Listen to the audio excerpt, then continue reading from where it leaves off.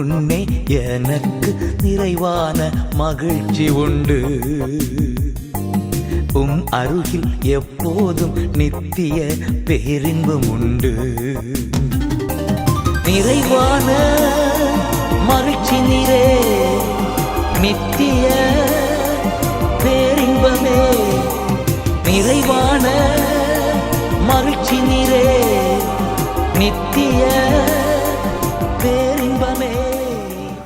Praise the Lord. ஆண்டவர் இரட்சகருமாக இயேசு கிறிஸ்துவின் இனிய நாமத்தினாலே நித்திய பேரின்பம் நிகழ்ச்சிக்கு உங்களை நாங்கள் அன்புடன் வரவேற்கிறோம். இந்த நாளில் பாடல்கள், ஆண்டவருடைய வார்த்தை உங்களுக்கு மிகுந்த ஆசீர்வாதமாக இருக்கும் என்று சொல்லி கிறிஸ்துவுக்குள் விசுவாசிக்கிறோம். தொடர்ந்து நம்ம எல்லாரும் சேர்ந்து இணைந்து ஆண்டவரை பாடி மகிமைப்படுத்துவோமா? நல்ல கரங்களை தட்டுவோமா? எஸ் லார்ட், ஆமென். நல்ல சிரித்த முகத்தோடு, கைத்தாளத்தோடு, ஓசையுள்ள கைத்தாளத்தோடு, சந்தோஷத்தோடு, நல்ல புன்னகையோடு கூட, ஆமென், ஒரு பூரிப்போடு கூட எஸ் லார்ட் சொல்லுவோமா? ஜெயம் கொடுக்கும் தேவனுக்கு கோடி கோடி ஸ்தோத்திரம். வாழ்வழிக்கும் இயேசு ராஜாவுக்கு வாழ்நாள் எல்லாம் ஸ்தோத்திரம். ஜெயம் கொடுக்கும் தேவனுக்கு கோடி கோடி ஸ்தோத்திரம். வாழ்வழிக்கும் இயேசு ராஜாவுக்கு வாழ்நாள் எல்லாம் ஸ்தோத்திரம். அல்லேலூயா, அல்லேலூயா, அல்லேலூயா.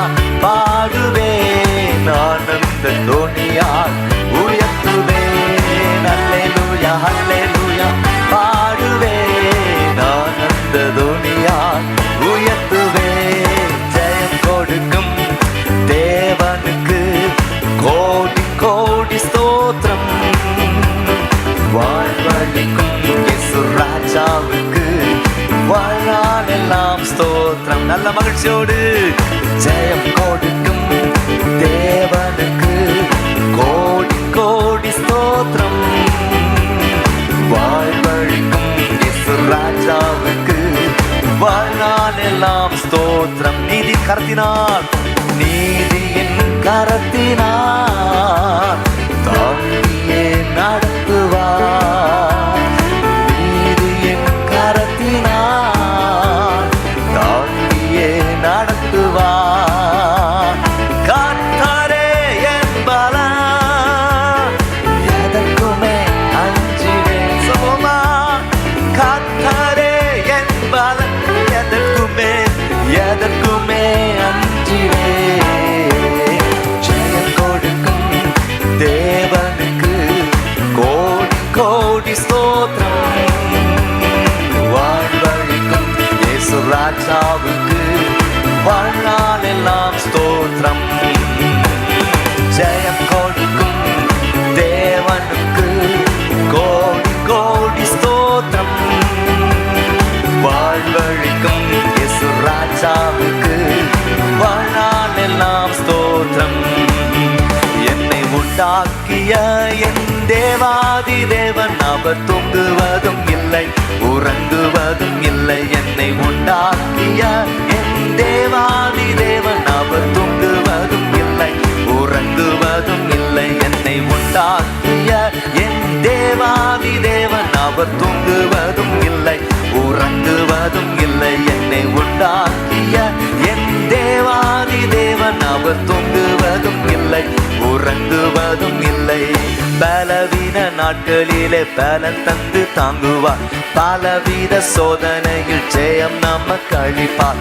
பலவீன நாட்களிலே பலன் தந்து தாங்குவார். பலவித சோதனையில் ஜெயம் நமக்கு அளிப்பார். ஆபத்து காலத்தில் அரணான கோட்டையும், ஆபத்து காலத்தில் அரணான கோட்டையும், கேடகமும் துருகமும் பலனவரே. என்னை உண்டாக்கிய என் நீங்க சொல்லுங்க. என்னை உண்டாக்கிய அவர் தூங்குவதும் இல்லை எல்லாம் சேர்ந்து பாடுமா? என்னை உண்டாக்கிய என் தேவாதி தேவன் அவர் தூங்குவதும் இல்லை உறங்குவதும் இல்லை. என்னை உண்டாக்கிய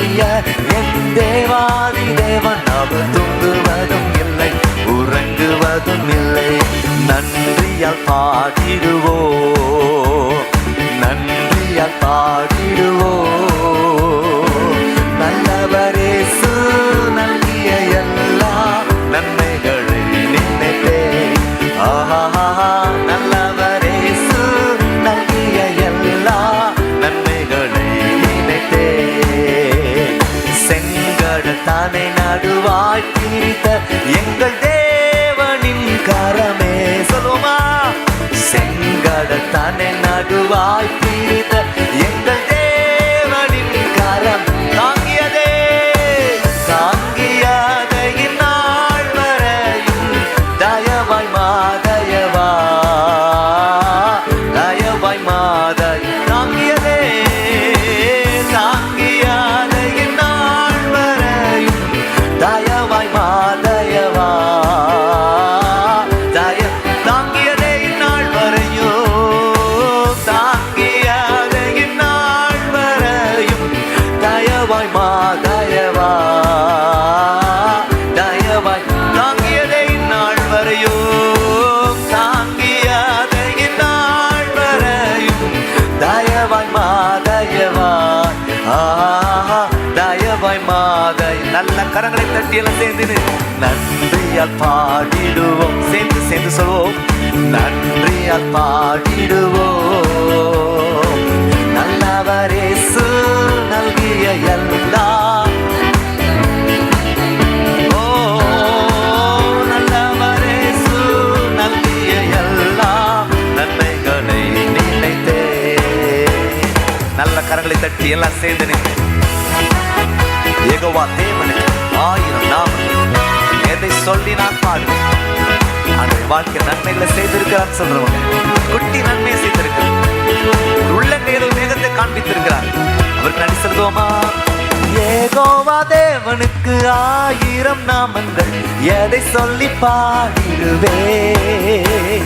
கத்தாதி கத்த செய்த நன்மைகள் 1000, கரம் தட்டி பாடிடுவேன். எல்லாம் சேர்ந்து நின்று யெகோவா தேவனுக்கு 1000 நாமங்கள், எதை சொல்லி பாடிடுவே. கத்தாதி கத்த செய்த நன்மைகள் 1000, கரம் தட்டி பாடிடு. நல்ல கையை தட்டி யெகோவா ஷாலோம், யெகோவா ஷம்மா, யெகோவா ரூவா, யெகோவா ரஃபா, யெகோவா ஷாலோம், யெகோவா ஷம்மா, யெகோவா ரூவா, யெகோவா ரஃபா. எல்ஷடாயும் நீங்க தாங்க, சர்வ வல்ல தேவனான் என்னை என்றும் நடத்தி நீங்க. எவனேசாரும் நீங்க தாங்க, உதவி செய்யும் தேவனா என்னை என்றும் தாங்குவீங்க. நல்ல கை தட்டி சொல்லுமா?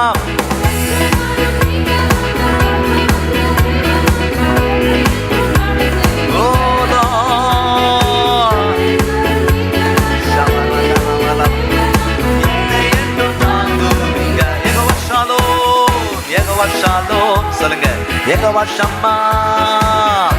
இந்த சத்தம் போதான்னு நினைக்கிறேன், இந்த உற்சாகம் போதாது. யெகோவா ஷாலோம், யெகோவா ஷம்மா, யெகோவா ரூவா, யெகோவா ரஃபா.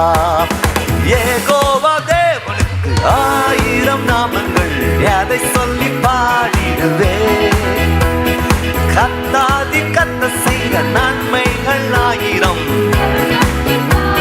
1000 சொல்லிட்டீங்க, பாடுங்க பாப்போம். யெகோவா தேவனுக்கு 1000 நாமங்கள், கத்தாதி கத்தாதி கத்த செய்த நன்மைகள் 1000, கரம் தட்டி பாடிடுவே. தாங்கி நடத்தும் தேவ கிருபை எத்தனை ஆச்சரியம், அதை சார்ந்து சார்ந்து அனுதினமும் மகிழ்ந்து வாழுகிறேன். சொல்லுமா? தாங்கி நடத்தும் தேவ கிருபை எத்தனை ஆச்சரியம், அதை சார்ந்து சார்ந்து அனுதினமும் மகிழ்ந்து வாழுகி. அல்லேலூயா அல்லேலூயா, அவர் வல்ல நாமத்தை என்றென்றும் துதித்திடுவே. அல்லேலூயா, அவர் வல்ல நாமத்தை சொல்றதுக்கு அவர் பாத்திரராயிருக்கிறார். சொல்லுங்க, அல்லேலூயா, வல்ல நாமத்தை என்றென்றும் துதித்திடுவே. அல்லேலூயா, அவர் வல்ல நாமத்தை என்றென்றும் துதித்திடு. தாங்கி நடத்தும் தேவ கிருபை எத்தனை ஆச்சரியம், அதை சார்ந்து அனுதினமும் மகிழ்ந்து வாழுகிறேன். தாங்கி நடத்தும் தேவ கிருபை எத்தனை ஆச்சரியம். அதை சார்ந்து அனுதினமும் மகிழ்ந்து வாழுகிறேன். துதிக்கீதமே பாடியே வாழ்த்தி வணங்கிடுவோம். துதிக்கீதமே பாடியே வாழ்த்தி வணங்கிடுவோம். ஜோதியின் தேவனாம் இயேசுவை பணிந்திடுவோம். ஜோதியின் தேவனாம் இயேசுவை பணிந்திடுவோம். தந்தை போல் நம்மை தாங்கியே தோளில் ஏந்தி சுமந்தனரே. சொல்லுங்க. தந்தை போல் நம்மை தாங்கியே தோளில் ஏந்தி சுமந்தனரே. சேதம் ஏதும் அணுகிராமல் காத்த தேவனை துதித்திடுவோம். சொல்லுமா. சேதம் ஏதும் அணுகிராமல் காத்த தேவனை துதித்திடுவோம். துதிக்கீரமே பாடியே வாழ்த்தி வணங்கிடுவோம். துதிக்கீரமே பாடியே வாழ்த்தி வணங்கிடுவோம். ஜோதியின் தேவனா இயேசுவை பணிந்திடுவோம். சேர்ந்து சொல்வோம். ஜோதியின் தேவனா இயேசுவை பணிந்து காரிருள் போன்ற வேளையில் பாரில் நம்மை தேற்றினாரே. காரிருள் போன்ற வேளையில் பாரில் நம்மை தேற்றினாரே. நம்பினோரை காங்கும் தேவன் இன்றும் என்றுமாய். சொல்லுவோமா. நம்பினோரை தாங்கும் தேவன் இன்றும் என்றும். நம்பினோரை தாங்க. நீங்க மத்த சொல்லுங்க. நம்பினோரை இன்றும் என்றுமாய். நல்லா கைத்தட்டி சொல்லுவோமா. நம்பினோர். சகோதரிகள் மாத்திரம் சொல்லுங்க. நம்பினோரை.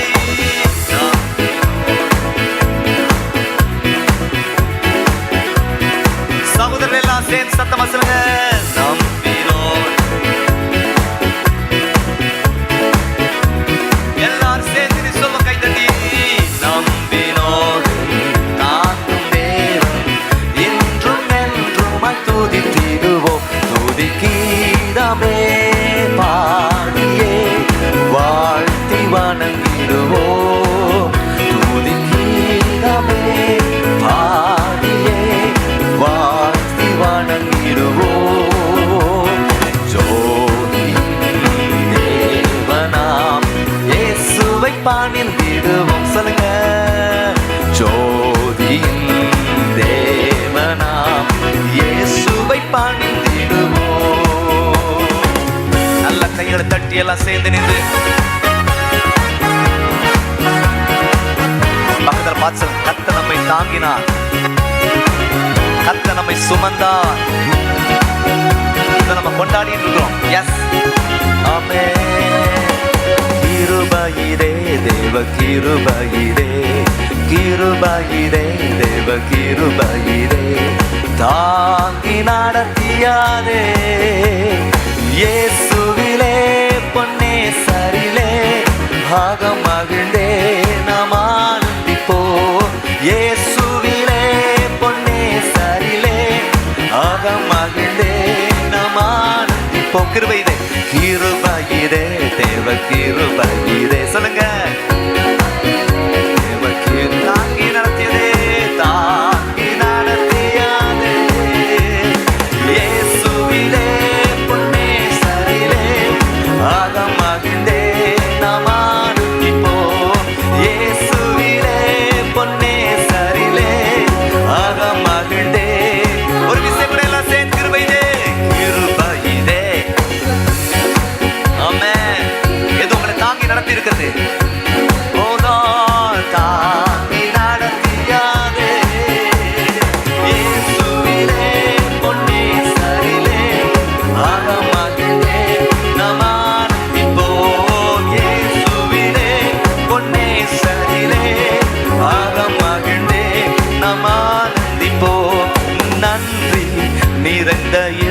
இதயத்தோடே நாதன் இயேசுவை பாடிடுவே. நன்றி நிறைந்த இதயத்தோடே நாதன் இயேசுவை பாடிடுவே. நன்றி பலிகள் செலுத்திய நான் வாழ்நாளெல்லாம் உம்மை ஆராதிப்பேன். நன்றி பலிகள் செலுத்திய நான் வாழ்நாளெல்லாம் உம்மை ஆராதிப்பேன். என் இயேசு நல்லவர், சொல்லுங்க, என் இயேசு வல்லவர், என் இயேசு பெரியவர், என் இயேசு பரிசுத்தர், என் இயேசு பெரியவர், என் இயேசு பரிசுத்தர். என் கரத்தை பிடித்த நாள் முதல் என்னை கைவிடவே இல்லை. என் கரத்தை பிடித்த நாள் முதல் என்னை கைவிடவே இல்லை. அவரின் நேசம் எனது இன்பம், அவர் நாமம் உயர்த்துவேன். அவரின் நேசம் எனது இன்பம், அவர் நாமம் என் போக்கிலும் என் வரத்திலும், என் போக்கிலும் எந்த வாரத்திலும் என் இயேசுவை பாதுகாப்பு. என் போக்கிலும் எந்த வாரத்திலும் என் இயேசுவை பாதுகாப்பு. என் கால்கள் சறுக்கிடும் நேரம் அவர் கிருபை தாங்குமே. என் கால்கள் சறுக்கிடும் நேரம் அவர் கிருபை என் இயேசு, என் இயேசு நல்லவா, சொல்லுமா, நல்லவா, என் இயேசு பெரியவர், என் இயேசு பரிசுத்தர், என் இயேசு பெரியவர், என் இயேசு தேவஜனமே, தேவஜனமே பாடி துதிப்போம், தேவதேவனை போற்றுவோம். தேவஜனமே பாடி துதிப்போம், தேவதேவனை போற்றுவோம். துதிகள் என்றும் ஏற்றியே அவர் கழித்திடுவோம், சொல்லுவோமா, துதிகள் என்றும் ஏற்றியே அவர் கழித்திடுவோம். தந்தை போல் நம்மை தாங்கியே தோளில் ஏந்தி சுமந்தனரே, தந்தை போல் நம்மை தாங்கியே தோளில் ஏந்தி, ஓ சேதமேதும் அணுகிராமல் காத்த தேவனை துதித்திடுவோம், சொல்லுமா, சேதமேதும் அணுகிராமல் காத்த தேவனை துதித்திடுவோம். துதி கீதமே சொல்லுங்க, வாழ்த்தி வணங்கிடுவோம். ஆமே பாடியே வாழ்த்தி வணங்கிடுவோம். ஜோதியின் தேவனா, ஜோதியின் தேவனா இயேசுவை பணிந்திடுவோம். ஜோதியின் தேவனா இயேசுவை என் இயேசு நல்லவா, என் இயேசு நல்லவா, என் இயேசு வல்லவா, என் இயேசு பெரியவா, என் இயேசு பரிசுத்தர், சொல்லுமா, என் இயேசு பெரியவர், என் இயேசு பரிசுத்தர், என் இயேசு, என் இயேசு பெரியவர், என் இயேசு பரிசுத்தர், என் இயேசு பெரியவர், என் இயேசு பரிசுத்தர். ஆம் தெய்வ ஜனங்களே, நீங்கள் நாம் ஆராதிக்கிற ஆண்டவர் தாங்குகிற சுமக்கிற தெய்வமாயிருக்கிறார். அந்த தாங்குகிற சுமக்கிற ஆண்டவரை நாம் போற்றி பாட கர்த்தர் கிருபை தந்திருக்கிறாரே, நிச்சயமாய் அவர் உங்களுக்கு உதவி செய்வார். தொடர்ந்து நித்திய பெரும் மேட்ரிமோனி குறித்ததான ஒரு அறிவிப்பை கவனிக்கலாமா?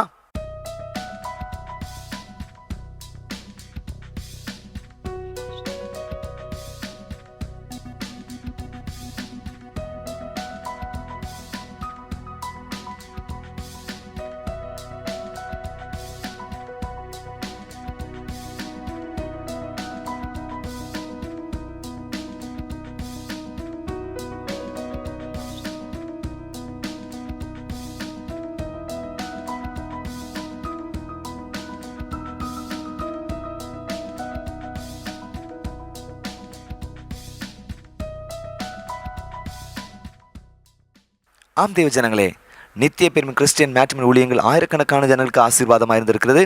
உங்கள் குடும்பத்திலும் திருமணத்துக்கு ஆயத்தமாயிருக்கிற ஒரு கர்த்தர் அற்புதங்களை செய்ய வல்லவராயிருக்கிறார். உடனடியாக ஸ்க்ரீனில் காண்கிற எங்களுடைய எண்ணிற்கு தொடர்பு கொள்ளுங்க. கர்த்தர் நிச்சயமாக நன்மையானதை உங்களுக்கு தருவார். தொடர்ந்து ஆண்டுடைய வார்த்தையை கேட்போமா? இந்த மாதத்திலும் கூட தொடர்ந்து நாம ஏசாயா தீர்க்கதரிசன புத்தகம் 46ஆம் அதிகாரத்தை நாம் இன்னைக்கு தியானிக்க இருக்கிறோம். இதனால் கர்த்தர் நம்மோடு கூட பேசுவாராக, இடைப்படுவாராக. நீங்க பொதுவாக ஏசாயா தீர்க்கதரிசன புத்தகத்தை வாசித்து பார்க்கும் பொழுது ஒரு ஊழியக்காரர் இவ்வாறு சொல்கிறார்: பழைய ஏற்பாட்டு புத்தகங்களிலே நீங்கள் கடவுளை குறித்து சரியாக அறிந்து கொள்ள விரும்பினால் நீங்கள் வாசிக்க வேண்டிய புத்தகம் ஏசாயா தீர்க்கதரிசன புத்தகம். கடவுளை குறித்து, ஆண்டவரை குறித்து அதிகமாக ஏசாயா தீர்க்கதரிசி படம் பிடித்து காட்டியிருக்கிறார். நம்முடைய தேவன் எப்படிப்பட்டவர், அவருடைய குணாதிசயங்கள் என்ன என்பதை படம் பிடித்து காட்டியிருக்கிறார். பொதுவாக தீர்க்கதரிசன புத்தகங்களே ஆண்டவரை குறித்து தான் அதிகமாக சொல்லும். அதிலும் பெரிய தீர்க்கதரிசியாயிருக்கிற இந்த ஏசாயா, நீங்களும் நானும் ஆராதிக்கிற ஆண்டவர் எப்படிப்பட்டவர், அது அன்றைக்கு வாழ்ந்த யூத ஜனங்களுக்கு மாத்திரமல்ல, அன்றைக்கு வாழ்ந்த ஜூத ஜனங்கள் அல்லாத மற்ற ஜனங்களுக்கும் சேர்த்து அதிகமாக ஃபோக்கஸ் பண்றது தேவன் யூதர் அல்லாத ஜனங்களை பார்த்து தான் ஃபோக்கஸ் பண்றார். சொல்றாரு, சோதரன் ஒரு ஜீவனுள்ள தேவன் இருக்கிறார், அவரை நீங்கள் அறிந்து கொள்ளுங்கள். சொல்லுங்க அல்லேலூயா. அவர் இப்படிப்பட்ட தேவன். சொல்லுங்க அல்லேலூயா. அவரை தவிர வேற தேவன் இல்லை, அவருக்கு சமானமானவர் யாரும் இல்லை. அவர் எந்த ரூபத்திலும் எந்த விதத்திலும் கம்பேர் பண்ணவே முடியாது. சொல்லுங்க அல்லேலூயா. பக்கத்துல சொல்லுங்க, ஈடு இணையற்ற ஆண்டவரை ஆராதிக்கிறீங்க. அல்லேலூயா, ஸ்தோத்திரம், அல்லேலூயா. குறிப்பாக யூதர் அல்லாத ஜனங்களுக்கு தான் பேசுகிறது குறித்து பார்க்கிறோம். இந்த 46ஆம் அதிகாரத்தை நீங்கள் வாசித்து பார்க்கும் பொழுது, முதல் வசனத்தை நீங்கள் வாசித்து பார்க்கும் பொழுது, அங்கே பாபிலோனிய 2 தெய்வங்களை குறித்து சொல்லப்பட்டிருக்கிறது. பேல் அப்படிங்கிற தெய்வம், நேபோ அப்படிங்கிற தெய்வம். இந்த பேல் அப்படிங்கிற தெய்வம் என்ன அப்படின்னா, chief god in the city, அந்த பட்டணத்தின் பிரதான கடவுளாக அவர் நினைத்தார்கள். இரண்டாவதாக நேபோ அப்படிங்கிறது பேலுடைய குமாரன் அப்படி சொல்றாங்க. இவர் இந்த கடவுள் இது எதுக்கு அடையாளமா இருக்கு அப்படின்னா, ஞானத்துக்கு அடையாளமாக சொல்லப்பட்டிருக்கிறதை பார்க்கணும். ஞானத்தின் கடவுள் அப்படின்னு அவங்க சொல்றாங்க. இதெல்லாமே இந்த பேல் அப்படிங்கிறது சோதரம் எதற்கு ரிலேட்டடா இருக்குன்னா, பெல்சாத்சார் அதுக்கு ரிலேட்டட். தானியல் புத்தகம் எடுக்க வேண்டாம், ஸ்கிரீன்ல போட வேண்டாம், 5ஆம் அதிகாரம் 1ஆம் வசனம். நீங்கள் நேபோ அப்படிங்கிறது நேபுகாட் நேஷாருக்கு சொல்ல ஈக்குவலா சொல்லப்பட்டிருக்கு. 2 ராஜாக்களின் புத்தகம் 24ஆம் அதிகாரம் 15ஆம் வசனம். 2 ராஜாக்கள் 24:15 சொல்லி பார்க்கிறோம். சோதரம் பொதுவாக நம்ம புதிய வருஷத்துல நம்ம நல்ல ஆராதனையோடு கூட சோதரம் என்னது அப்படின்னா, இந்த ஆராதனை ஆரம்பிக்கிறோம். பொதுவாக இந்த பாபிலோனிய ஜனங்கள் என்ன செய்வாங்க அப்படின்னா, இந்த நியூ இயரை யாரு இந்த பேலை வச்சு, அது மாத்திரம் நேபோ வச்சு தான் ஆரம்பிப்பாங்க. இதெல்லாம் ஒரு சினாரியா வச்சு சோத்திரம் ஏசாயா மூலமாக ஆண்டவர் சொல்ற காரியம் என்ன அப்படின்னா, சோத்திரம் என்ன சொல்றாரு, நான் மெய்யான தேவன் என்பதை நீ அறிந்துகொள் அப்படின்னு சொல்றாரு. நான் மெய்யான தேவன் சொல்றது, நான் சோத்திரம் எப்படிப்பட்ட தேவனாக உன் வாழ்க்கையில் இருக்கிறேன் அப்படிங்கிறத அவர் சொல்றார். சரியா? எப்படிப்பட்ட தேவன். இன்னைக்கு நான் செய்திக்கு ஒரு தலைப்பு சொல்லணும் அப்படின்னா என்ன சொல்லணும் அப்படின்னா, சுமக்கும் தெய்வம் அப்படி சொல்லணும். சுமக்கும் தெய்வம். ஏன் நான் சொல்றேன் அப்படின்னா, இந்த 1ஆம் வசனத்தை நீங்க வாசித்து பார்க்கும் பொழுது, அவங்க இந்த புதிய வருஷம் ஆரம்பிக்கும் பொழுது அவங்க செய்கிற காரியம் என்ன அப்படின்னா, இந்த பேலையும் இந்த நேபாவையும் என்ன செய்வாங்கன்னா, தூக்கிட்டு என்ன செய்வாங்க, சப்பரத்தில் வச்சு கொண்டுற மாதிரி என்ன பண்ணா, அவங்களே தூக்கி என்ன பண்ணுவாங்களா, அந்த பட்டணம் முழுவதும் அப்படி சுற்றி வருவாங்களாம். இந்த பேலும் நேபோவும் எப்படிப்பட்ட ஆட்கள்னா, கொஞ்சம் நல்ல குண்டான ஆட்கள், வெயிட்டான ஆட்கள். அந்த சிலை எப்படிப்பட்ட சிலையா இருந்துச்சு அப்படின்னா, பயங்கரமான வெயிட், சரியான வெயிட். அப்போ தூக்க முடியாம கடந்து தூக்கிட்டு வர்ற நேரத்தில் தான் ஆண்டு சொல்றாரு, எப்பா சோத்ரா, நீங்க இந்த பாபேல் கடவுள்லாம் தூக்கி சுமக்குறீங்க, ஆனா நான் எப்படிப்பட்டவர்னா உங்களையே தூக்கி சுமக்கிற ஆண்டவர். சொல்லுங்க அல்லேலூயா. நீங்க தூக்குற ஆள் வேணுமா, உங்களை தூக்குற ஆள் வேணுமா? பக்கத்துல கேளுங்க. அதுதான் சொல்ல வர்றாரு. எப்பா நீ தூக்கி இறந்து தூக்கி சுமக்கிற ஆள் வேணுமா? இல்ல, வாழ்க்கையில துவக்கம் முதல் இறுதி வரைக்கும் ஒன்ன தூக்கி சுமக்கிற ஆள் வேணுமா? அவர் சொல்றாரு, எப்பா நீ என்ன தூக்கி சுமக்க வேண்டிய அவசியம் இல்லை, நான் உன்னை தூக்கி சுமக்கிற ஆண்டவர். சொல்லுங்க அல்லேலூயா. நீங்களும் நான் ஆராதிக்கிற ஆண்டவர் எப்படிப்பட்டவர்னா, நம்மை தூக்கி சுமந்த, நீங்கள் 120 கிலோ வெயிட்டாக இருந்தாலும் பரவாயில்ல, 150 இருந்தாலும் பரவாயில்ல, 200 இருந்தாலும் பரவாயில்ல, மல்யுத்த வீரராக இருந்தாலும் உங்களை தூக்கி சுமக்கிற ஒரு ஆண்டவராக இருக்கிறார். எலும்பும் தோளுமா இருந்தாலும் பரவாயில்ல, உங்களை தூக்கி சுமக்கிற ஒரு ஆண்டவர் இருக்கிறார். பக்கத்தில் சொல்லுங்க ஹல்லேலூயா. நம்மை தூக்கி சுமக்கிற ஒரு ஆண்டவர். இயேசு சுமந்து கொண்டாரே, நான் சுமக்க தேவை இல்லைன்னு சொல்லி பாட்டு பாடுறோம். உங்களையும் என்னையும் சுமக்கிற ஒரு சுமை தாங்கி ஆண்டவர் இருக்கிறார். எனவே நீங்கள் இதை குறித்து கலங்க வேண்டிய அவசியம் இல்லை. அவர் எல்லாவற்றையும் பார்த்து கொள்கிற ஆண்டவராக இருக்கிறார். இந்த சுமக்கிற ஆண்டவர் என்ன செய்கிறார் என்பதை 4 காரியங்களை அலிசோதரம் என்ன, இந்த சுமக்கிற ஆண்டவர் செய்யும் 4 காரியங்களை இந்த வேத பகுதியிலே நாம் பார்க்கிறோம். 1-13 வசனத்துல அலிசோதர ஆண்டவர், இந்த சுமக்கிற ஆண்டவர் என்ன செய்கிறாரு, அவர் எப்படிப்பட்டவராக இருக்கிறார், 4 காரியங்களை நம்ம படிக்கிறோம். நிச்சயமா அது உங்களுக்கு பிரயோஜனமா இருக்கும் என்று சொல்லி நான் கிறிஸ்துவுக்குள் விசுவாசிக்கிறேன். நீங்களும் நானும் ஆராதிக்கிற ஆண்டவர் எப்படிப்பட்டவர் என்பதை நீங்கள் அறிந்து கொள்ளணும். அது ஒரு பெரிய ஒரு ஆசீர்வாதம். சொல்லுங்க அல்லேலூயா. அதுதான் இந்த செய்தி நோக்கம். நீங்களும் நானும் ஆராதிக்கிற ஆண்டவர் எப்படிப்பட்டவர், அவரை பின்பற்றுறதில்ல, அவரை ஆராதிக்கிறதுல, அவரை போற்றுறதில்ல, அவரை வணங்குறதில்ல, அவரை பணிந்து கொள்றதில்ல எந்தவித குறைவும் நீங்க வைக்கக்கூடாது என்பதற்காக இந்த வார்த்தையை உங்கள் மத்தியில் நான் பேசுகிறேன். பரிசுத்த ஆவியானவர் நிச்சயமா உதவி செய்வாரா? கரங்களை வைத்து அழைச்சுங்க பார்ப்போம். சுமக்கும் தேவன் முதலாவது செய்கிற காரியம் என்ன அப்படிங்கிறத பார்க்கும் பொழுது, சுமக்கிற தேவன் நம்பர் 1, களைப்படைய செய்வதில்லை. அவர் என்ன செய்ய மாட்டார்? களைப்படைய, சோர்ந்து போக, ஐயோ களைப்பா இருக்குதே அப்படின்னு சொல்ல வைக்கிற தேவன் அல்ல. சொல்லுங்க அல்லேலூயா. உங்களை வீக்காக்குகிற தேவன் அல்ல, உங்களை ஸ்ட்ரென்தன் பண்ற ஆண்டவர் அவர். சொல்லுங்க அல்லேலூயா. உங்களை வீக்காக்குகிற தேவன் அல்ல, உங்களை பலப்படுத்துகிற ஒரு ஆண்டவர். இந்த உலகம் உங்களை பலவீனப்படுத்தும், மனுஷன் பலவீனப்படுத்துவாங்க, சூழ்நிலைகள் உங்களை பலவீனப்படுத்தும், ஆட்சியாளர்கள் பலவீனப்படுத்துவாங்க, அல்லது அதிகாரத்தில் இருக்கிறவங்க பலவீனப்படுத்துவாங்க.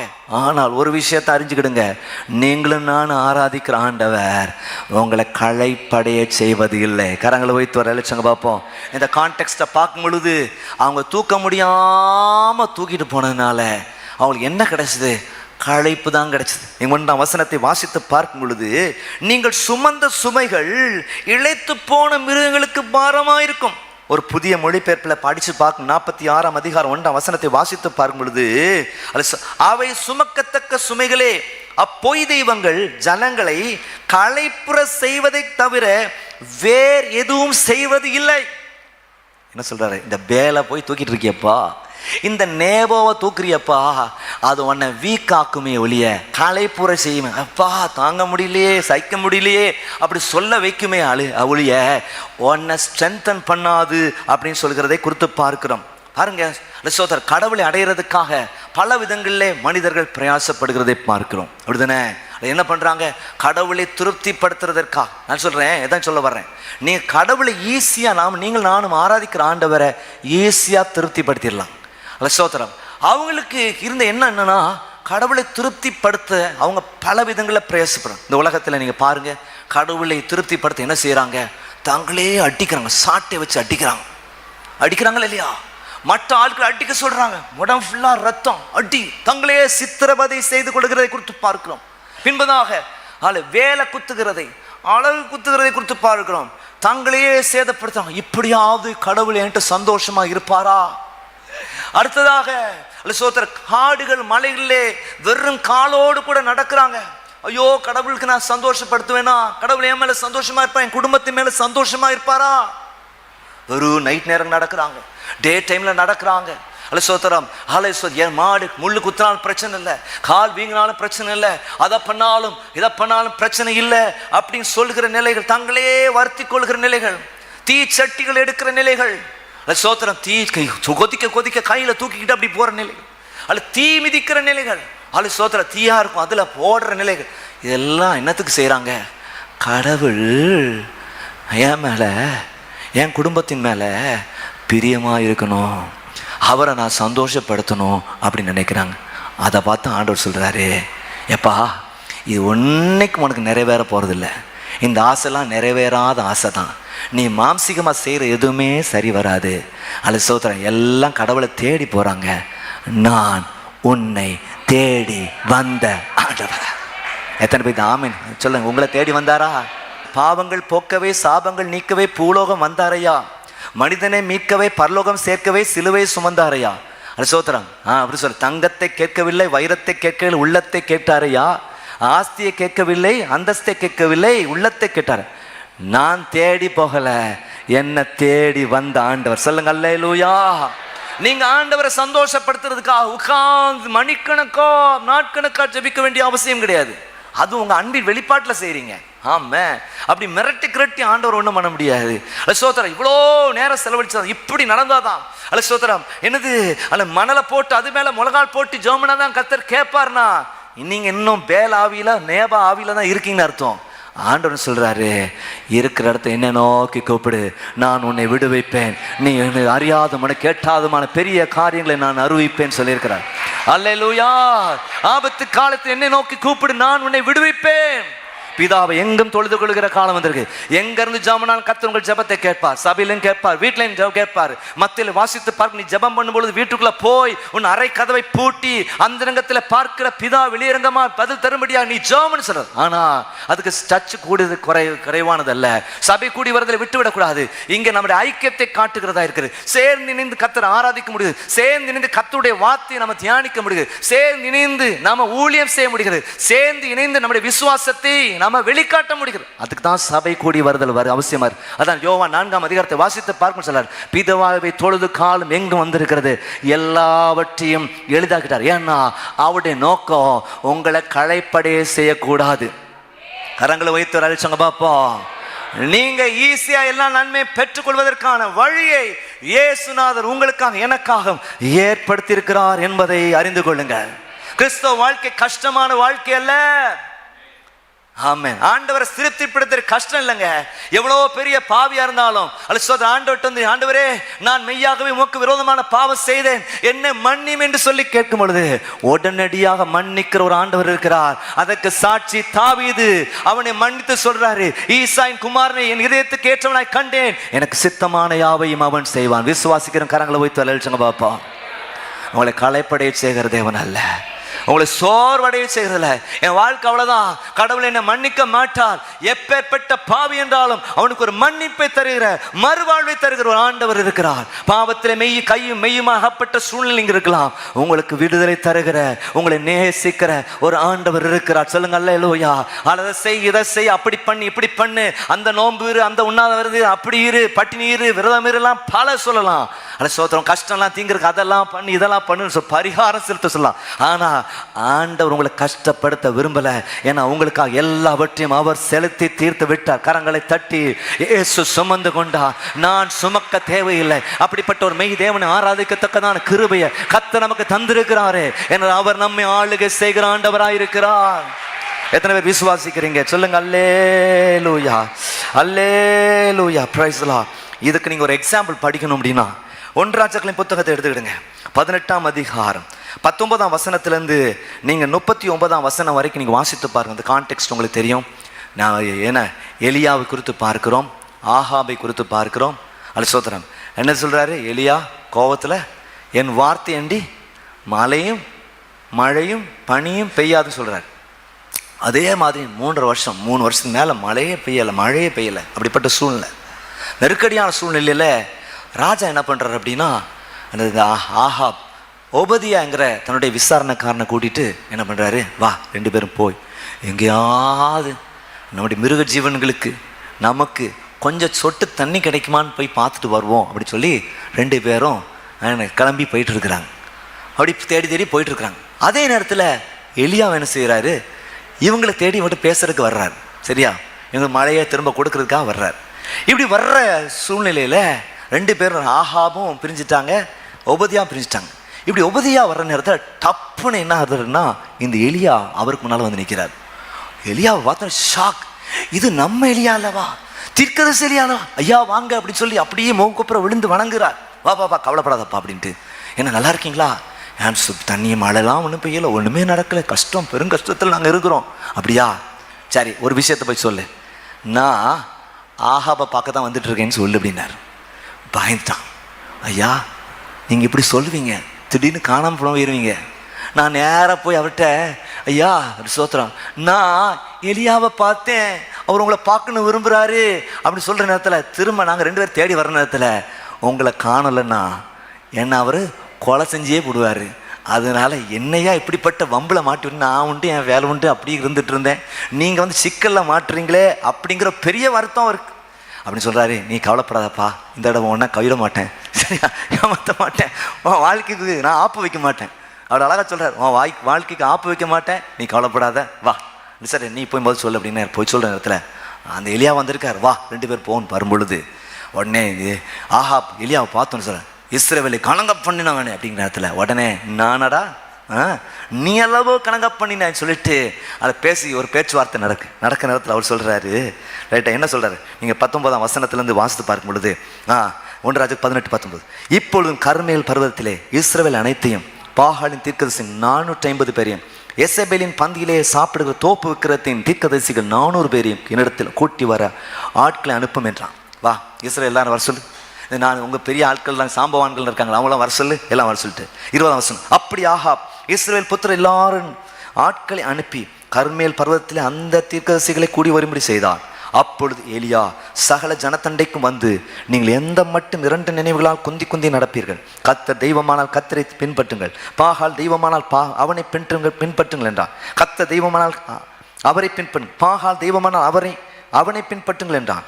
ஜனங்கள் பிரித்துரமாக அவனுக்கு ஒன்றும் சொல்லவில்லை, எல்லாம் குழப்பத்தில் இருக்கான். 22ஆம் வசனம், அப்பொழுது எலியா ஜனங்களை நோக்கி, கர்த்தரின் தீர்க்கதரிசியில் மீந்திருக்கிறவன் நான் ஒருவன், பாகாலின் தீர்க்கதரிசிகளோ 450 பேர். இப்போதும் 2 காளைகளை என்னிடத்தில் கொண்டு வரட்டும், ஒரு காளையை அவர்கள் தெரிந்து கொண்டு. நீங்கள் பைபிளை ஒன்று பார்க்கணும், இல்லை ஸ்க்ரீனை பார்க்கணும், வேற எங்கேயும் என்னையும் பார்த்துடக்கூடாது. நீங்கள் அது 2ஐயும் பார்ப்பீங்கன்னு நினைக்கிறேன். ஸ்க்ரீனை பாருங்கள், இல்லை பைபிளை பாருங்கள், ரைட்டா. நீங்கள் என் கூட சேர்ந்து மனசுக்குள்ளே வாசிங்க, அதான் முக்கியமான விஷயம், ரைட்டா. அவர் தெரிந்து கொண்டு அதை சந்தாக துண்டித்து நெருப்பு போடாமல் விறகின் மேல் வைக்க கடவர். நான் மற்ற காளையும் அப்படியே செய்து நெருப்பு போடாமல் விறகின் மேல் வைப்பேன். நீங்கள் உங்கள் 24ஆம் வசனம், நீங்கள் உங்கள் தேவனுடைய நாமத்தை சொல்லி கூப்பிடுங்கள், நான் கர்த்தருடைய நாமத்தை சொல்லி கூப்பிடுவேன். அப்பொழுது அக்கினியினால் உத்தரவு அருளும் தெய்வமே தெய்வம் என்றான். அதற்கு ஜனங்கள் எல்லாரும், இது நல்ல வார்த்தை, என்னது அக்கினியினால் உத்தரவு அருளும் தேவனே தெய்வம். எல்லாம் பக்கத்தில் சொல்லுங்க, அக்கினியினால் ஒரு டெஸ்ட் இப்போ இதான் தெய்வம் அப்படின்ட்டான். அடுத்த 25ஆம் வசனம், அப்பொழுது எலியா பாகாலின் தீர்க்கதரிசி நோக்கி, நீங்கள் அநேகரானதால் நீங்களே முந்தி ஒரு காலை தெரிந்து கொண்டு அதை ஆயத்தம் பண்ணி நெருப்பு போடாமல் உங்கள் தேவனுடைய நாமத்தை சொல்லி கூப்பிடுங்கள் என்றான். 26ஆம் வசனம், தங்களுக்கு கொடுக்கப்பட்ட காளை அவர்கள் வாங்கி அதை ஆயத்தம் பண்ணி, பாகாலே எங்களுக்கு உத்தரவருளும், பாகாலே எங்களுக்கு உத்தரவருளும், பாகாலே எங்களுக்கு உத்தரவருளும் என்று காலை தொடங்கி மத்தியானம் மட்டும் பாகாலின் நாமத்தை சொல்லி கூப்பிட்டார். ஆனாலும் ஒரு சத்தம் பிறக்கவில்லை, மறு உத்தரவு கொடுப்பாரும் இல்லை. அவள் கட்டின பலிபிடத்திற்கு எதிரே குதித்து ஆடுறாங்க. பாகாலே உத்தரவும், பாகாலே உத்தரவன், பாகாலே பகாலே பகாலே பகாலே டண்டனகா டண்டனகா டண்டனகா டடனகா டண்டனகா டண்டா அட்டி விழுந்துட்டு இருக்கு. ஒரே சத்தம் சத்தம் சத்தம் சத்தம் சத்தம் கூட்டிட்டு இருக்கிறான். மத்தியானம் 24 மத்தியான வேலையில் எலியா அவர்களை நோக்கி பரியாசம் பண்ணி, ஒருத்த சத்தமாய் கூப்பிடுங்கள், அவன் தேவனாமே, அவன் தியானத்தில் இருப்பான், அவன் அலுவலில் இருப்பான், அவன் பிரயாணம் போயிருப்பான், அல்லது தூங்கினாலும் தூங்குவான், அவனை எழுப்ப வேண்டியதாக இருக்கும் என்றான். அவர்கள் உரத்த சத்தமாக்கப்பட்டு தங்கள் வழக்கத்தின்படியே இரத்தம் தங்கள் மேல் வடியும் மட்டும் கத்திகளினாலும் ஈட்டுகளினாலும் தங்களை பகாலே பகாலே பகாலே கத்தி ஈட்டி வச்சு கொத்தி கித்தி எல்லாம் ரத்தம் ஹாடா அங்கே மாறிட்டு இருக்கு. இப்படியாவது கடவுள் இறங்கிடுவார் வந்து இறங்கிடுவார். மத்தியான வேலை சென்ற பின்பு அந்தி பலி செலுத்தும் நேரம் மட்டாக சன்னதம் சொல்லி கொண்டிருந்தார்கள். ஆனால் ஒரு சத்தம் பிறக்கவில்லை, மறு உத்தரவு கொடுப்பாரும் இல்லை, கவனிப்பாரும் இல்லை. அப்பொழுது 30 எலியா சகல ஜனங்களை நோக்கி, என் கிட்டே வாருங்கள் என்றான். சகல ஜனங்கள் அவன் கிட்டே வந்த பொழுது தகர்க்கப்பட்ட கர்த்தருடைய பலிபீடத்தை அவனுக்கு செப்பிட்டு உனக்கு இஸ்ரவேல் என்னும் பேர் இருப்பதாக என்று சொல்லி கர்த்தருடைய வார்த்தையை பெற்ற யாக்கோபுடைய குமாரரால் உண்டான கோத்திரங்களுடைய இலக்கத்தின்படியே 12 கற்களையும் எடுத்து, எல்லாம் சேர்ந்து வாசிங்க. அந்த கற்களாலே கர்த்தருடைய நாமத்திற்கு ஒரு பலிபீடத்தை கட்டி, பலிபீடத்தை சுற்றிலும் தானியம் அளக்கிற 2 படி விதைக்கத்தக்க இடமான ஒரு வாய்க்காலை உண்டாக்கி, விறகுகளை அடுக்கி ஒரு காளையை சந்து சந்தாக துண்டித்து விறகுகள் மேல் வைத்தான். பிற்பாடு அவன், நீங்கள் 4 குடம் தண்ணீர் கொண்டு வந்து சர்வாங்க தகனம் மேலும் விறகுகள் மேலும் ஊற்றுங்கள் என்றான். பின்பு 2ஆம் தரம் அப்படியே ஊற்றுங்கள் என்றான். 2ஆம் தரமும் ஊற்றினார்கள். அதற்கு பின்பு 3ஆம் தரமும் அப்படியே ஊற்றுங்கள் என்றான். 3ஆம் தரம் ஊற்றினார்கள். அப்பொழுது தண்ணீர் பலிபீடத்தை சுற்றிலும் ஓடினது, வாய்க்காலையும் தண்ணீரால் நிரப்பினான். 36 வசனம். அந்தி பலி செலுத்தும் நேரத்தில், நல்ல கவனிங்க, தீர்க்கதரிசி எலியா வந்து, ஆபிரகாமுக்கும் ஈசாக்குக்கும் யாக்கோபுக்கும் தேவனாய் கர்த்தாவே, இஸ்ரவேலில் நீர் தேவன் என்றும் நான் உம்முடைய ஊழியக்காரன் என்றும் நான் இந்த காரியங்கள் எல்லாம் உடைய வார்த்தையின்படியே செய்தேன் என்றும் இன்றைக்கு விளங்க பண்ணுவேன். கர்த்தாவே நீர் எங்கள் கர்த்தர் என்றும், கர்த்தாவே நீர் தேவனாய் கர்த்தர் என்றும், தேவரே தங்கள் இதயத்தை மறுபடியும் திருப்பினீர் என்றும் இந்த ஜனங்கள் அறியும்படிக்கு. கேட்கல கேட்கல கேட்கல கேட்கல என்னை கேட்டருளும், என்னை கேட்டருளும் என்றான். அப்பொழுது கர்த்தரிடத்தில் இருந்து அக்கினி இறங்கி அந்த சர்வாங்க தகன பலியையும் விறகுகளையும் கற்களையும் மண்ணையும் பட்சித்து வாய்க்காலில் இருந்த தண்ணீரையும் நக்கி போட்டது. 39 எல்லாம் சேர்ந்து வாசிங்க. ஜனங்கள் எல்லாரும் இதை கண்ட பொழுது மோங்கப்புற விழுந்து கர்த்தரே தெய்வம், கர்த்தரே தெய்வம் என்று அறிந்து கரங்களை தட்டி ஆண்டவருக்கு நன்றி செலுத்துங்க பாப்போம். அல்லேலூயா, ஆமென் சொல்லுங்க. அல்லேலூயா. நான் சொல்றேன், உங்களை கலைக்க பண்ணுகிற தேவன் அல்ல. நீங்களும் பக்கத்தில் சொல்லுங்க, நீங்களும் நான் ஆராதிக்கிற ஆண்டவர் எலியாவின் தேவன். அல்லேலூயா. அப்படி ஃபயர் பேண்டா இருக்கணும் நம்ம. சொல்லுங்க அல்லேலூயா. என்னை கேட்டுள்ளும், என்னை கேட்டுள்ளும். சின்ன ஜபம். அப்ப நீ நினைக்கலாம், சோத்திரம் நான் நீண்ட நேரம் ஜபம் பண்ணாதான் கர்த்தர் கேட்பேன். இல்லைங்க, என்ன விஷயத்துக்காகும் நீங்க மனசார உண்மையா உணர்ந்து உங்களை ஒப்பு கொடுத்த ஆண்டுகிட்ட கேட்கும் பொழுது கர்த்தர் கிரியை செய்ய வல்லவர். வேதத்தில் வாசித்து பார்க்கும்போது சகரியா எலிசபெத் அவங்களுக்கு குழந்தை பாக்கியம் கிடையாது. அவங்க ஜெபம் பண்ணுற வரைக்கும் ஜெபம் பண்ணாங்க. இது தேவைன்னு ஆண்டவர் சொன்னாங்க. ஒரு காலத்தில் நினச்சாங்க இது நமக்கு கொடுக்கப்படாத ஒரு ஆசீர்வாதம் போல இருக்குது அலிசோதர் அப்படின்னு நினச்சி அவங்க என்ன பண்ணாங்க அப்படின்னா ஜெபம் பண்ணுறது நிறுத்திட்டாங்க. ஆனாலும் நீங்கள் பண்ண ஜெபத்தை இன்னைக்கு கர்த்தர் கேட்குறார். அவர் சொல்கிறாரு, சகரியாவே உன் வேண்டுதல் கேட்கப்பட்டது, உனக்கு ஒரு குமாரனை நான் கொடுக்க போகிறேன். கரங்களை வைத்து வர அழிச்சுங்க பார்ப்போம். சொல்லுங்க அல்லேலூயா. ஆனால் நீங்கள் என்னெல்லாம் சொல்லியிருக்கீங்களோ எல்லாவற்றையும் கர்த்தர் கணக்கில் வச்சிருக்காரு. உங்கள் கண்ணீரெல்லாம் துருத்தியில் வைத்து கணக்கு பார்க்கிற தேவனா அவர் இருக்கிறாரு. சொல்லுங்க அல்லேலூயா. நீங்க இரவில பண்ண ஜபத்தை கர்த்தர் கேட்கிறவராக இருக்கிறார். மற்றவங்களை போல நீங்க அழைப்பிக்கிட்டு இருக்காதீங்க, அஞ்ஞானிகளை போல அழைப்பாதீங்க அப்படின்னு ஆண்டவர் சொல்லியிருக்கிறாரு.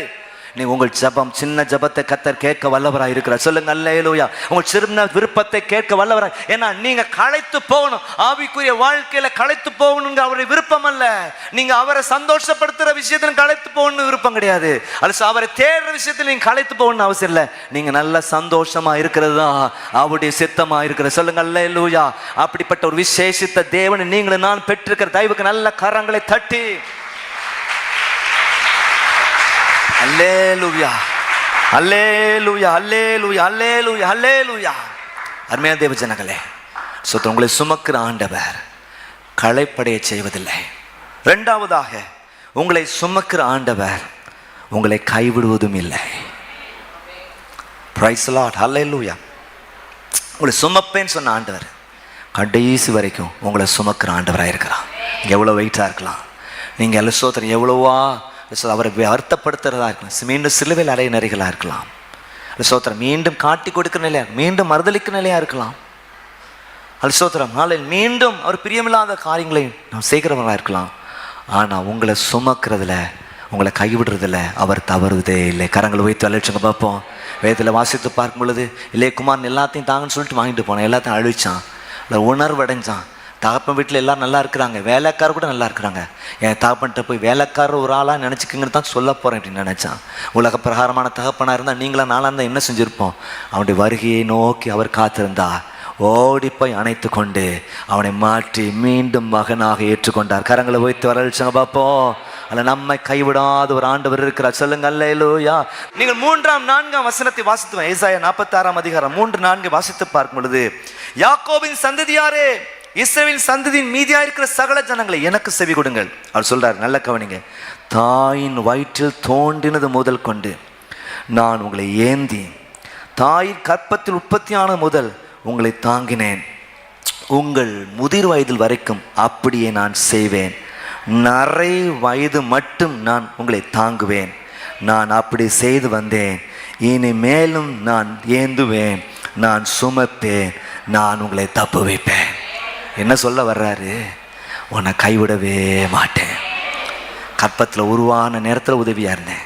இந்த உலகத்தில் நீ வந்த நாட்கள் உதவியாக இருந்தேன். நீ வளர்ந்து கொண்டிருக்கிற நாட்களெல்லாம் உனக்கு உதவியாக இருந்தேன்.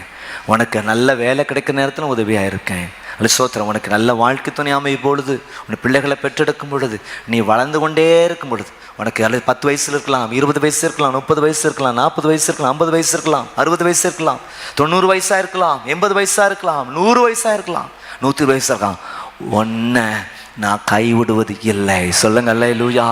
சங்கீதக்காரன் சொல்லுகிறார், நீதிமான் கைவிடப்பட்டதையும் அவன் சந்ததி அப்பத்துக்காக இறந்து திருந்ததையும் நான் கண்டது இல்லை. கரங்களை வைத்து வர அழிச்சங்க பார்ப்போம். அவர் ஒருபோதும் கைவிட மாட்டார். வேதத்தில் அட்டை டு அட்டை நீங்கள் வாசித்து பார்க்கும் பொழுது, உண்மையாய் தம்மை தேடுகிற ஒரு ஜனத்தை கூட கர்த்தர் கைவிட்டதில்லை. யோசுவா பார்த்து சொல்றார், நான் உன்னை விட்டு விலவதும் உன்னை கைவிடுவதும் இல்லை சொல்லியிருக்கிறார். இந்த ஏசாயா தீர்க்கதரிசி இந்த மாதத்தின் வாக்குத்தத்தத்தை வாசித்து பாருங்க. நான் உன்னோடு கூட இருப்பேன். நீ தண்ணீரை கடக்கும் பொழுது நான் உன்னோடு இருப்பேன். அல்ல சோத்திரம். நீ அக்னியின் மேல் நடக்கும் பொழுது உன்னோடு கூட இருப்பேன். அக்னி ஜுவாலை உன் பேரில் பட்டாது. ஏனென்றால் நான் உன்னை விட்டு விலகுவதும் இல்லை, உன்னை கைவிடுவதும் இல்லை. சொல்லுங்க அல்லேலூயா. அல்ல சோத்திரம். மனிதருடைய கண்டுபிடிப்புகள் கைவிடலாம், சூழ்நிலைகள் கைவிடலாம். ஆண்டவர் ஒருபோது நம்மை கைவிடுகிற தேவன் அல்ல. இதற்கு ஒரு எடுத்துக்காட்டு விதத்தில் தெளிவாக சொல்லப்பட்டிருக்கிறது. நீங்கள் யாத்ராமத்தின் புத்தகத்தை நீங்கள் வாசித்து பார்க்கும் பொழுது 2ஆம் அதிகாரத்தை நீங்கள் திருப்பிக் கொள்ளுங்க. 2ஆம் அதிகாரம் 1-3, 5-10 வசனங்களை நாம் வாசித்து பார்க்கும் பொழுது அங்கே சொல்லப்பட்டிருக்கிறது. அங்க கர்த்தர் எப்படி கைவிடலன்னு பார்ப்போம். எல்லாம் கவனிங்க, எல்லாம் சேர்ந்து வாசிங்க. லேவியின் குடும்பத்தாரில் ஒருவன் லேவியின் குமாரத்தில் ஒருத்தியை விவாகம் பண்ணினான். அந்த ஸ்திரீ கர்ப்பவதியாகி ஒரு ஆண் குழந்தையை பெற்று அது அழகுள்ளது என்று கண்டு அதை 3 மாதம் ஒழித்து வைத்தார். ஏன்னா அன்னைக்கு இருந்த சட்டம் உங்களுக்கு நல்லா தெரியும், எல்லாரும் கொல்லப்படணும், அப்படிதானே? யூதர் பிள்ளைகள் கொல்லப்பட வேண்டிய சூழ்நிலை. அப்படிப்பட்ட ஒரு கட்டளை பிறக்கப்பட்ட சூழ்நிலை இங்க அலசோத்தர் குழந்தை பிறக்குது. பார்த்தோன்னே ரொம்ப அழகா இருக்கு, நல்ல ஸ்மைல். எப்படி நம்ம என் கையால கொள்வது, எப்படி கொலை பண்றதுக்கு நான் ஒப்பு கொடுப்பது? அதனால நான் என்ன பண்றேன், ஒளிச்சு வைக்கிறேன். சின்ன பிள்ளை ஒளிச்சு வைக்கிறது எவ்வளவு கஷ்டம், அதை அழாம தடுக்கிறது எவ்வளவு கஷ்டம். நாளா இருந்துச்சு, வாய் மூடப்பா அப்படி சொன்னா கேட்குமா? கத்தும். என்னப்பா ஜீவனே போயிடப்பா, என்ன அது பசியில் அழுதா தூக்கத்துக்கு அழுதா என்ன செய்வது?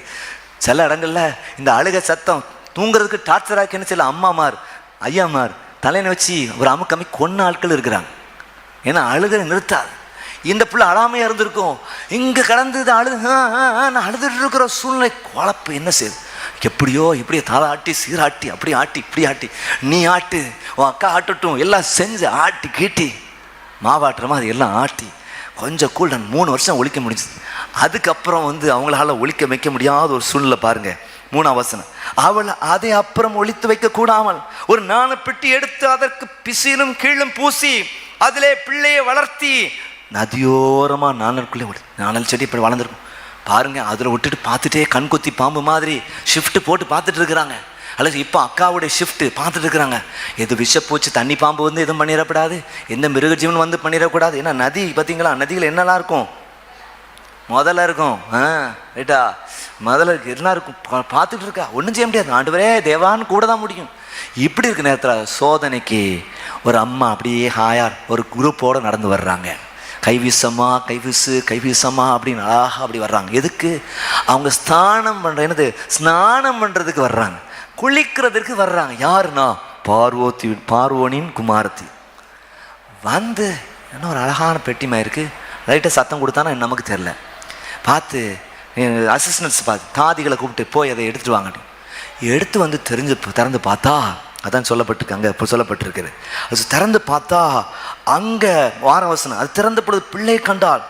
பிள்ளை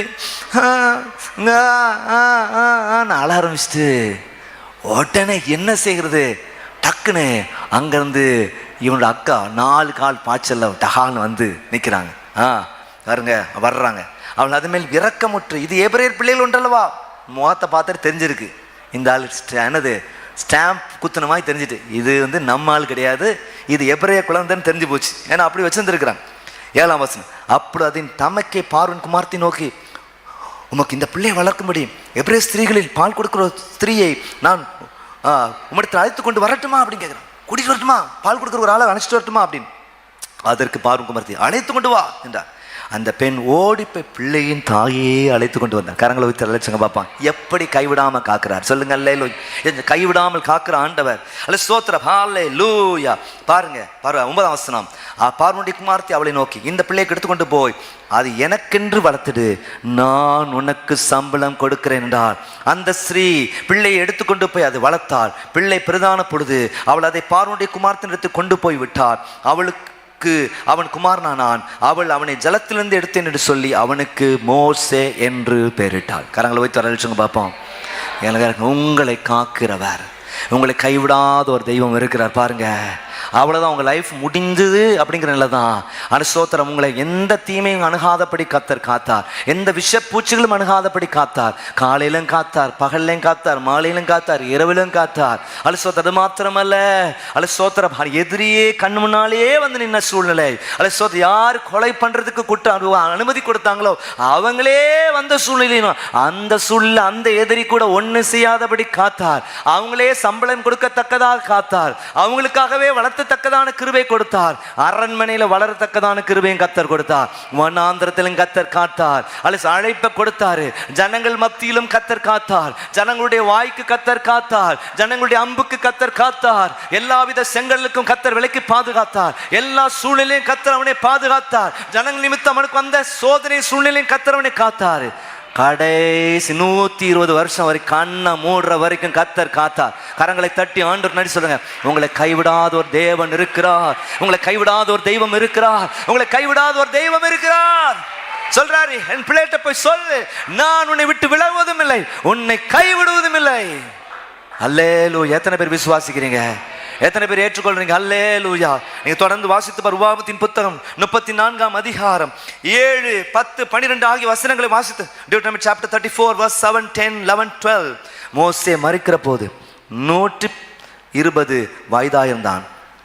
அவன் கண்கள் இருளடையும் இல்லை, அவன் பலன் குறையவும் இல்லை.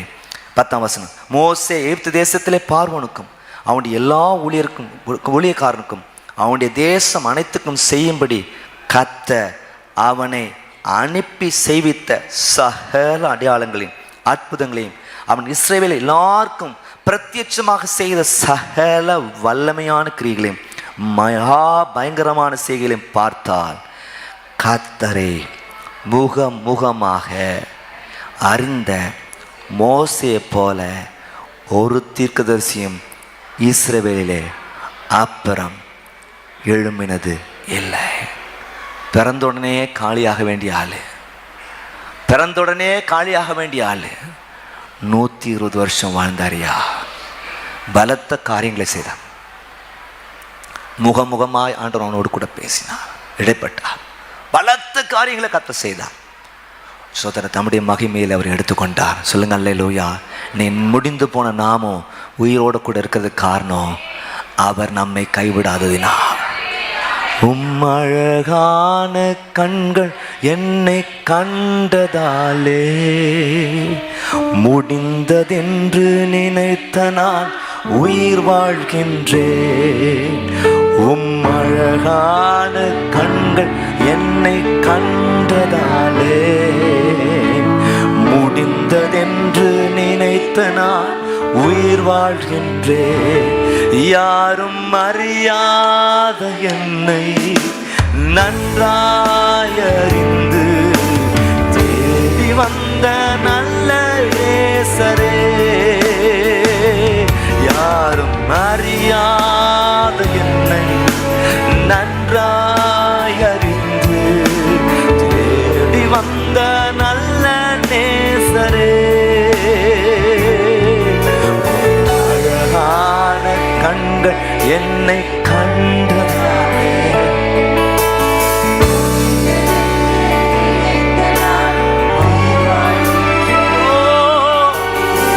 மோசேயின் தெய்வமே,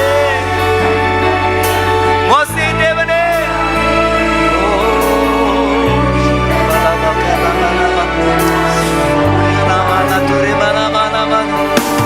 அழகான கண்கள் என்னை கண்டதாலே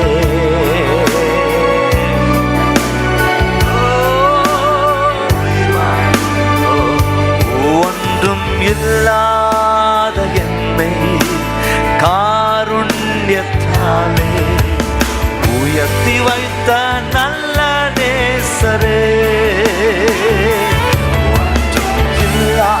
இருக்கமெல்லாம் பாருங்க பாருங்க பாருங்க, சத்தமா சத்தமா.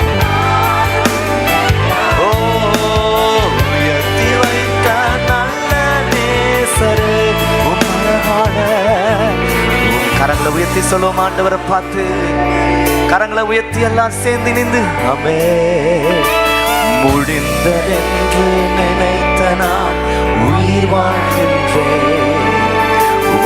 அழகான கண்கள் கண்டதாலே முடிந்ததென்று நினைத்த நான் உயிர் வாழ்கின்றேன், உயிர் வாழ்கின்றேன், உயிர் வாழ்கின்றேன், ஓ உயிர் வாழ்கின்றேன்.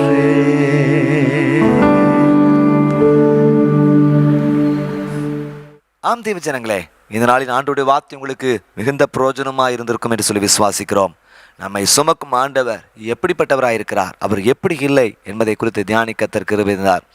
தொடர்ந்து நீங்கள் அவரை சார்ந்து பற்றி வாழ ஆண்டவர் உதவி செய்வாராக. தொடர்ந்து நேரடியாக எங்களோடு கூட இணைந்து நீங்கள் கர்த்தரை ஆராதிக்க முடியும். எங்களுடைய முகவரியை கீழே போடுகிறோம். நீங்கள் அதை பார்த்து நீங்கள் வந்து ஆசீர்வதிக்கப்பட உங்களை அன்புடன் கேட்டுக்கொள்கிறேன். ஒருவேளை உங்களால் வர முடியல, தூரத்தில் இருந்தீங்கன்னா தயவாக அல்லது யூடியூப் மூலமாக எங்களோடு கூட நீங்கள் தொடர்பு கொள்ள முடியும். எங்களுடைய YouTube channel Zion AG church Tirunelveli. அதில் பல நிகழ்ச்சிகள் இருக்குது, சிறுவர்களுக்கு, வாலிபர்களுக்கு, பெரியவர்களுக்கு. அந்த நிகழ்ச்சி நிச்சயமாக உங்களுக்கு ஆசீர்வாதமாக இருக்கும். கர்த்தர் நிச்சயமாக நன்மையானதை தருவார். தேவன் தாமே உங்களை ஆசீர்வதிப்பாராக. ஆமேன், ஆமேன், ஆமேன்.